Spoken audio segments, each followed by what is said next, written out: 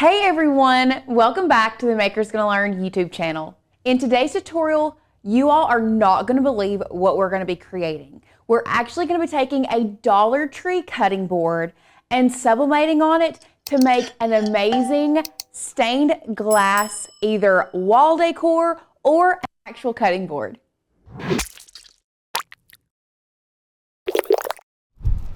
Now, there are so many different techniques that you can use when it comes to sublimating on glass, but I'm going to be teaching you my absolute favorite way to do that, and that is using thermal laminating pouches. Y'all, it's so impressive what these thermal laminating pouches can do when it comes to sublimation. It is hands down my favorite way to sublimate on items that you never thought you'd be able to sublimate on.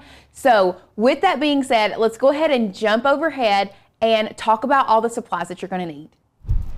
Now that we're here, obviously the base of today's project is going to be a Dollar Tree cutting board. Now you do not have to use the round. They do have square cutting boards available, but it's going to be the same technique whether you use round or a square. So this is going to be the main base of our project. If you can't find them at Dollar Tree, really any glass cutting board is going to work, because we're going to be adding these thermal laminating pouches, and that's what's going to give us the power to sublimate onto this glass.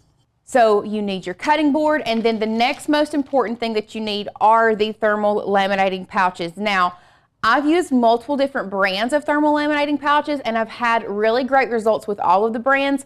This Everest brand came from Amazon. You can get a huge pack of these and they will last you forever, because you're only going to use one side of the pouch or one side of the laminating sheet, and I'll show you exactly how to do that here in a minute. So you can do multiple items with one laminating pouch. So because we are going to be sublimating today, you do need your sublimation printer, whether that is your converted Epson EcoTank, your Sawgrass printer. There are so many different great sublimation printers, so whichever one you have is the one you're going to need. Today we are going to be using our Epson SureColor F170 series. This is Epson's Sublimation. This is one of Epson's sublimation printers. This is more of like the at-home sublimation printer. This is also linked down below if you are looking for a really great sublimation printer. We love our Epson SureColor F170. Now you're also going to need some type of heat source. Today we're going to be using the StarCraft clamshell heat press. You can use a Cricut Easy Press. Just make sure that your cutting board is going to be smaller than your heat plate. We really love our StarCraft heat press. Now, this is one that is going to be a little bit more on the pricey side, but really all you need is some type of heat source. Now, before we get into all the extra stuff, the other things that you definitely need for the sublimation process is going to be your butcher's paper. You're definitely going to need some heat gloves for this, because that glass is going to get very hot, and some type of heat tape or sublimation adhesive spray to keep your sublimation print down onto your blank. Now, all of the other things that you see here are going to be extra if you want it to hang, if you want it to add this little piece here. Now, how we have done that is these are like necklace charms. They're going to be linked down below for you, but I'll pull one out so that you can see exactly what they look like. These work really great because they do have the flat piece there, and what we do is we're going to take some DAP glue and we're going to put it here and adhere it to the back. So you're going to have two of those on either side, and then to attach a little chain, we just have two little jump rings, and then this is just, you can get necklace chain or any type of chain that you want to hang it on. And then of course, to work with all of this, we just have our needle nose pliers, and this just makes it a lot easier to work with this chain and these jump rings to get that adhered to this. Now, like I said, all of this stuff is not necessary to complete this project. If you just want the glass cutting board and nothing else, I'm going to show you how we remove these rubber feet on the back, and then what I would do is keep those, and then you can just re-adhere them on after you have finished sublimating. Another thing that I'm going to be using today is the Cricut Mini Easy Press, and I will show you exactly how I'm going to use this to adhere the thermal laminating pouches down when we get to that point. Now, this is not necessary if you don't have one. You can still adhere those pouches down using your heat press, but if you do have a Mini Easy Press, I'm going to show you my favorite way of adhering the pouches down, because it really helps me work with that and get those air bubbles out as I adhere it down to the glass. So I will show you exactly how we're going to use this when we get to that point. Now, today we're actually going to be using Cricut Design Space and Canva. It is not necessary that you have to use both of these design softwares if you want to create this. It's just the fact that I'm going to be taking a square file and turning it into a circle for this cutting board. If you don't want to do that, we do have some files that are already pre-made as a circle, or you can just use a square cutting board and you do not have to do this next step. You would just simply download your file into Canva, resize it, and print it. But I'm going to show you exactly how to do that from start to finish if you do want to take a square stained glass file and turn it into a circle. So we're going to go ahead and hop on over to the Makers Gonna Learn website. I'm going to show you all of the stained glass files that we have available for you all to use, and then we're going to start the process of manipulating that file to make it work with the circular glass cutting board that we're going to be using today. Now that we're here, you can see that we do have some really cute circular files already, but I really like the poinsettia. Now, I did the bright poinsettia for the first one, but I think I want to try this darker one for the next one so that we can really see the difference. So what I'm going to do is I'm going to download this cut file by clicking this arrow that's pointed down. I'm going to come over here, double click it, make sure the file unzips. I'm then going to go back to Cricut Design Space, click Upload, Upload Image, bring my Finder back into view, grab my file, and drag and drop it into Design Space. Now from here, I'm going to click Complex.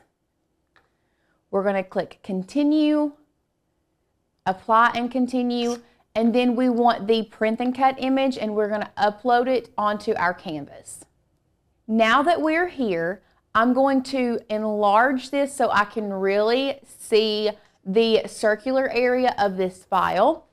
Next thing I'm going to do, I'm going to grab a shape. I'm going to grab the circle, and I am going to enlarge it.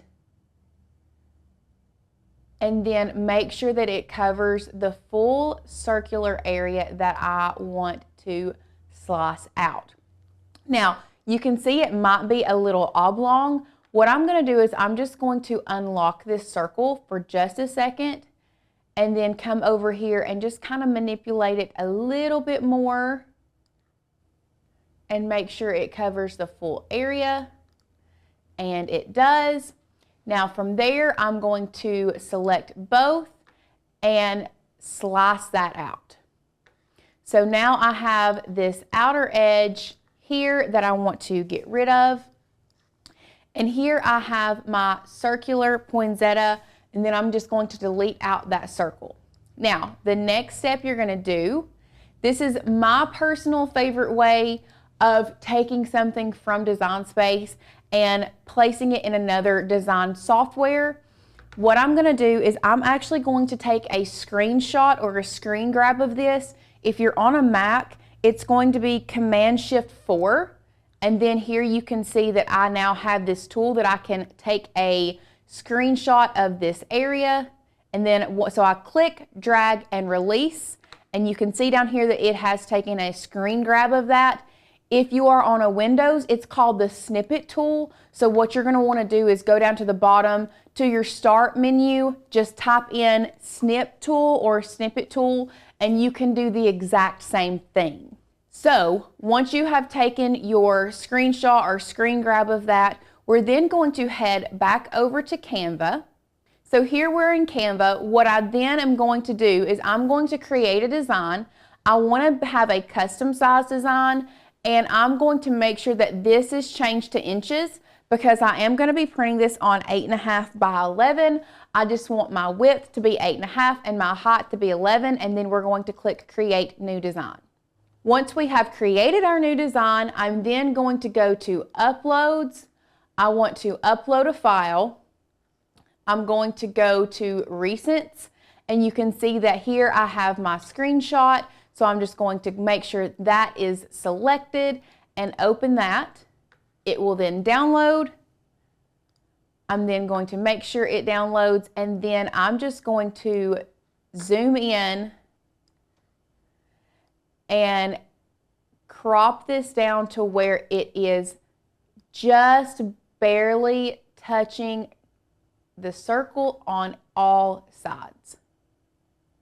Now, this seems like it might be silly, but trust me, it's not, because by cropping your image down to where it touches the sides of the circle, it's going to give you the width across so you know how large this circle is. So if it's touching this corner to this corner, you can see here, once we do this, it is 4.1 inches width and height. So that means our circle is 4.1 inches across. So let's go overhead, and you can see when I go to measure this, this circle is a little under 8 inches. So what we then want to do is go back to Canva. We're going to pull this over to the side, and we're just going to, I'll zoom back out so you all can see better. We're just going to enlarge this. And we said it was a little under 8 inches, so we are going to 8.4. We'll just go ahead and do 8 inches altogether so that we might have a little bit of overhang. And now you know that your circle is going to be pretty close to 8 inches all the way around, which will fit on our glass cutting board. Once you have completed that, we're then going to go to share. I'm going to download this. We want to make sure that we download it as a PNG, and then we're going to click download. Once it downloads, we're then going to open it up. Beautiful. And then we are going to print. We're going to make sure that it's on our correct printer. Now, if you have the option, you always want to print best quality. For this one, I'm going to go to color matching, because if you have used an Epson SureColor before, and you've heard us talk about it on our channel, I really like using the color sync. The Epson color controls will sometimes come in handy, but for this specific project, I'm just going to use the color sync on the general purpose rigid, and then from there, I'm going to select print. Now, while that is printing, we want to prepare our glass cutting board. So first thing you're going to want to do is grab some type of spatula, and we are just going to gently remove these rubber feet off the bottom of our cutting board. Now, if you still want to use this as a cutting board, I would save these rubber feet, set them to the side, and then save them to apply. Now, one thing that it is going to do is it is going to leave a little bit of residue from the glue. My best suggestion is getting some type of essential oil, any type of citrus essential oil. Lemon works great. And I'm just going to add a little bit of this essential oil there. And I swear it is the best thing to take off adhesives if there is any residue left from adhesives. So I'm just going to take this, rub this off, and it just wipes right off. Once you have done that, you're still going to want to clean it with alcohol because it's going to be pretty dirty. So we're just going to wipe it down with some alcohol, and then I'm going to take a lint-free cloth and make sure I wipe down all of the fingerprints and stuff off of the glass cutting board.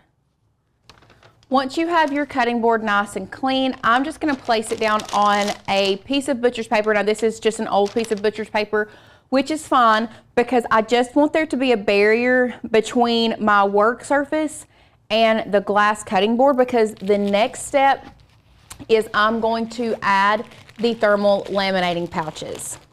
Now, there are a lot of ways that you can do this. You can do this with your heat press. You can do this with your mini easy press. You can take your thermal laminating pouches, cut it out, and then add it. However, my favorite way to do this is to take your thermal laminating pouch, separate the front from the back, and you can do this by just kind of tearing that, just like that, setting one side of it to the side, and then I like to just add the whole thing over top. Now, the reason that I prefer this rather than tracing it and cutting it out is because I can adhere this down and then come through with a true control knife or an X-Acto knife and trim those edges perfectly around that. And the reason that I like using a Cricut Mini Easy Press is because I can take this once I have adhered the main part down and kind of adhere it to the sides so you don't have pieces that can get snug or snagged on the side of your cutting board. So what I am going to do, I'm going to go ahead and put on my heat resistant glove because this next part is also going to be very important, and I'm going to be using this at a heat setting of 2. Now remember, thermal laminating pouches do not have to have such a high temperature to adhere to surfaces, so that's why I'm using it on a heat setting of 2. And what I'm going to do is I'm going to start on one side and I'm going to adhere this side, and then I'm going to push the bubbles out and then keep working my way forward, which is why I have my heat glove on so that I can touch this while it's hot. It's not going to be so hot that you can't touch it, but we're going to start pushing these bubbles out, okay? So we're going to do this one side, hold it down, push the bubbles out, and then just keep working our way around.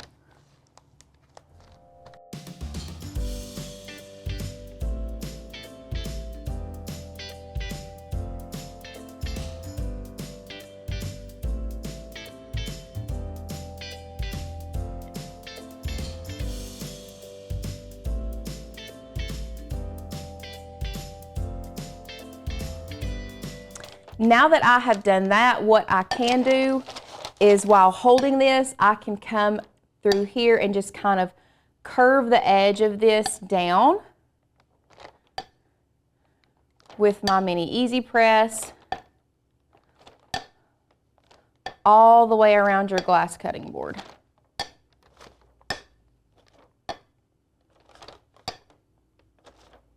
Once you have done that, you're going to want to let this completely cool to the touch. That way you can come in with your true control knife and trim the edges.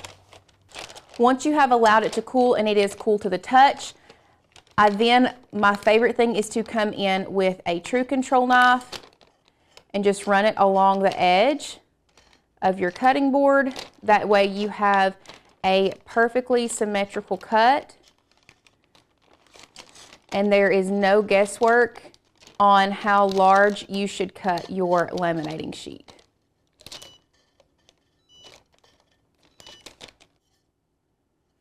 Now, if for some reason you do have places that you feel like can snag, what you can do, grab your Mini Easy Press again and just make sure that those get adhered down to the edges of your glass. Once you have your laminating pouch secure, what we are going to do now is we're going to bring in our sublimation print. This top piece is the side that has the laminating pouch. What you're going to want to do is flip it over and place it on top of your design. Line it up and then grab your heat tape, and we're just going to tape this down to our design. Once we have secured our design down, we're going to come over to our heat press and we're going to be pressing this glass at 400 degrees for 60 seconds. So you're going to want to take your glass cutting board. We're going to place it design facing up next to the heat plate. You do want to make sure you have your butcher's paper at the bottom. You're going to make your butcher's paper sandwich, as I like to call it. So butcher paper at the bottom, your blank, your sublimation design, and then we're going to grab our another piece of butcher's paper and place it on top.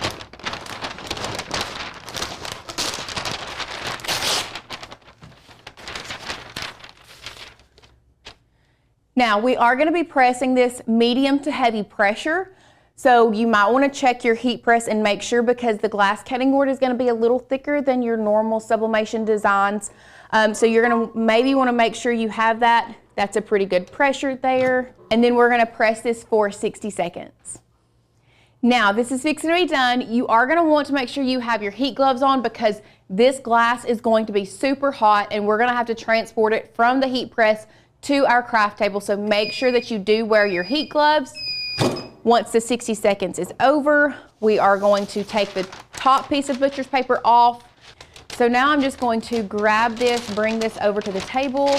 Now if you want to check to see if it has sublimated all the way through, what you can do is take your design and flip it over. I suggest kind of taking a corner of it off to check it. This one looks like it has done really well, so we're just going to completely take this off. And y'all, look how beautiful. So we're just going to remove all of our heat tape. And before you start working with anything else, you're definitely going to want to make sure that this cools completely. It's going to be very hot, so it will stay warm for a while. So we're just going to let this sit there and let this cool down all the way. Now that our cutting board has completely cooled down, you only have one last step, depending on what you want to do with your cutting board, to be completely finished. Now, if you want something like this that you can hang in a window that looks like stained glass, what you're going to want to do is you're going to want to grab these necklace pieces, and we're going to kind of place them where we think we would want them to go, like this. And then you're going to want to measure out your chain to see how long you want your chain to be, so we can then kind of like get an idea here. And I think that's good. Now, the one thing that I did find that was so much easier to do is to go ahead and attach this chain to these necklace pieces with jump rings before you glue them on. So how you're going to do that is you're going to grab 2 sets of needle nose pliers. You're just going to take each jump ring and separate them. That way you have enough room for the chain. We're then going to add the chain and then add the necklace piece on there, and then you are going to close that together. Now, once you have done that with both sides, which I'm only going to do it with one side today, you're then just going to add a little bit of DAP glue and then place it on the back side that has the laminating sheet, and you would do that to both sides. Now, that is one way you can do that, and this is what it's going to look like if you do it that way. So I love the hanging option. I think it is a beautiful way to display the stained glass cutting boards. However, if you still want to use the cutting board in your kitchen, what you can do, remember I told you to keep the feet. Now, this side of the cutting board is still just glass. There's nothing on it. It still can be useful as like a hot plate. So what you're going to do is you're just going to take your feet. There is still sticky on the bottom of them, and we can just stick those right back down. And if you want them to be more permanent, you can add some DAP glue to those as well, but you do not have to. They still stick pretty well. So we're just going to stick those back down, and then you can see we have a really beautiful cutting board that you can use as a hot plate or whatever you want in your kitchen. And that's it. It really is that simple to get some amazing looking cutting boards using laminate sheets and sublimation. Now, like I said, I know there are lots of different ways that you can sublimate on glass. If you don't want the clear look, you can use white adhesive vinyl. That is a great way to do this. But like I said, this is our favorite way to do it, is using the laminating sheets, because it really gives you a true stained glass look. If you want to recreate this exact project using the files that we use today, make sure to check out our website, makersgonnalearn.com. We are a crafting community where we bring you inspiration, education, and motivation to start crafting. Now, today we've done sublimation. We do a lot of Cricut crafts, but a lot of the files that we have can be used for sublimation as well. Or if you don't know where to get started with sublimation, we also have a program called Maker's Gonna Sublimate, where we walk you through start to finish, how to set up your printer, what printer you may need, all the way through becoming a sublimation pro. That link is also down below this video. If you want to get started with Maker's Gonna Sublimate today, click that link and join us, where you will get access to hundreds of sublimation ready files exclusive to our Maker's Gonna Sublimate members. It is a one-time only fee. Once you purchase this class, you have it for a lifetime. No matter how many updates we do, you always get lifetime access to all of the updates. If you have enjoyed this video and really like this craft, Make sure to like this video, hit that thumbs up button, subscribe to our channel, and hit that bell notification so that you can get notified every time we get crafty. I have really enjoyed today's video. I love this project, and I cannot wait to see you guys in the next one.